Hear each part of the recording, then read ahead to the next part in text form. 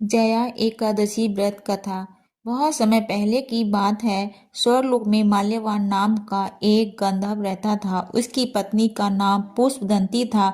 दोनों देवताओं के दरबार में नृत्य गान संगीत करते थे। एक बार जब वे इंद्र के दरबार में नृत्य गान कर रहे थे, उसी समय माल्यवान का मन अपनी पत्नी की ओर आकर्षित हो गया। उसका ध्यान भटक गया और ज्ञान में त्रुटि हो गई।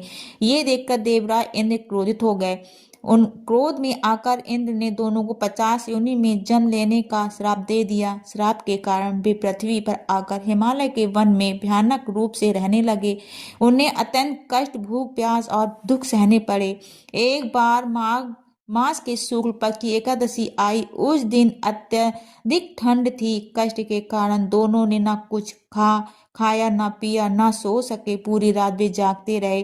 अनजाने में ही उनका एकादशी व्रत और रात्रि जागरण हो गया।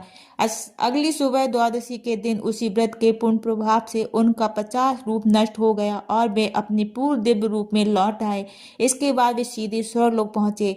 स्वर्ग में भगवान विष्णु ने उन्हें दर्शन दिए और कहा, जया एकादशी का व्रत अत्यंत फल पुण्यदायक है। इसके प्रभाव से बड़ा पाप भी नष्ट हो जाता है और जीव को मोक्ष की प्राप्ति मिलती है। जया एकादशी का व्रत अनजाने में ही किया जाए तो फलदायी होता है। ये व्रत भूत प्रेत बाधा पाप और कष्टों से मुक्ति दिलाता है। भगवान विष्णु की कृपा प्राप्त होती है। इसीलिए श्रद्धा और नियम से जया एकादशी का व्रत अवश्य करना चाहिए। ओम नमो भगवते वासुदेवाय नमः।